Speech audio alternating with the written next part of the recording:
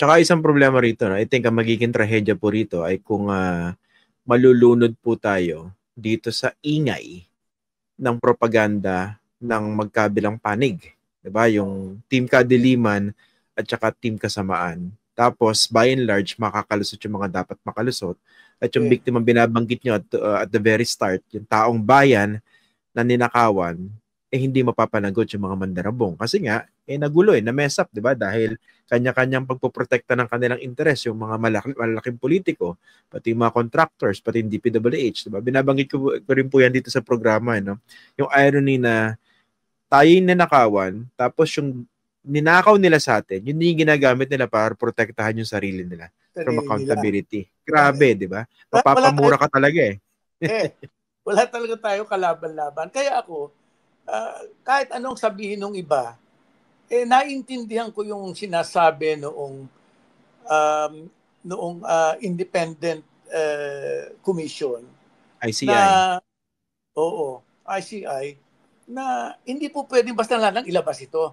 It could be too provocative na lalong gumulo ito Ano? Lalo na kahit sino na lang lumalabas dyan, nakikita nila. Tama na sa akin yung sinabi ng sa ICI, lahat ng proceedings na ito, nire-record namin. At kami, periodically, sasabihin namin sa iyo kung meron mang nangyayari. At kami naman, open, tanungin ninyo, at sasagot kami sa inyo ng gusto.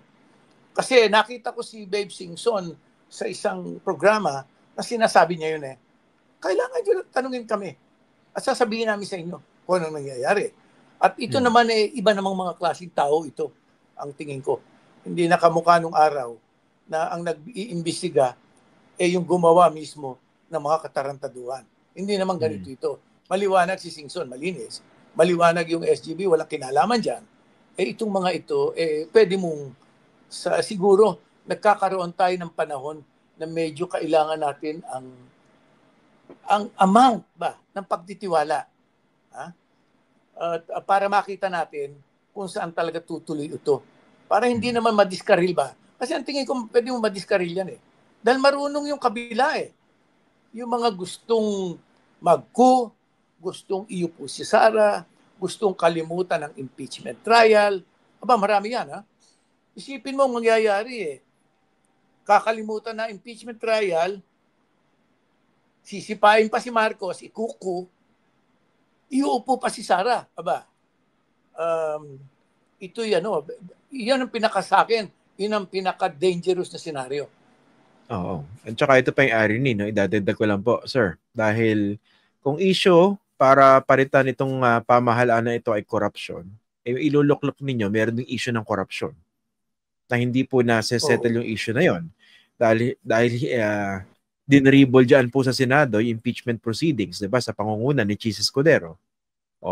Tapos, hindi niya sinasagot yung issue ng confidential funds. Dinadaan sa biro, sagot na pabalang, sagot na kabastusan. Tapos recently, 'di ba, binanggit niya, hindi ginamit yung yung DepEd confidential fund para imbestigahan yung corruption doon sa ahensya. Ngayon lang niya naalala. Yun nga. Ngayon lang naalala. Isipin mo naman, ngayon lang naalala. At saka, alam mo, madaling i-argue with facts. Christian, with facts, as you say. Madaling i-argue kung sino ang pinaka-notorious na rehimen na nakita natin. Madali. I-argue itong mga heirs nito ang iuupo mo Diba? Doon lang sa puntong yun dapat matakot tayo Mag-alala tayo kung ano mangyayari sa atin lalo pag iyan ay nangyari. Yun nga. Pero yung appeal ninyo, that appeals to people. Sorry Tagalogin ko para mas maganda. Sa mga taong nasa tama ang pag-iisip. Totoo yun. Pero kasi, iba naman, hindi ko naman sinasabing wala sa hulog yung ibang sumusuporta. Pero marami rin kasi dyan mga oportunista. Hindi po ba? Oo. Oportunista. At saka sino? Gusto makinabang. Maraming oportunista. Isipin mo paano mo bibilhin ang argumento ni Sara na sila ay binibiktima. Abay, nakita ko sa Facebook nung minsan. Tingnan ko nga, ano bang posisyon? Ano ba ang mga argumento nito kung bakit sila ay binibiktima? Alam mo ang sagot ng isa? Sa isang online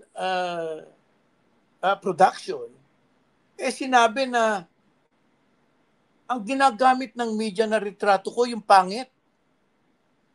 No? O hindi ba pangbibiktima yan? Ako lang ang nilalabas nila na pangit ang retrato. Paano gagawin mo kung ganyan ang argumento natin?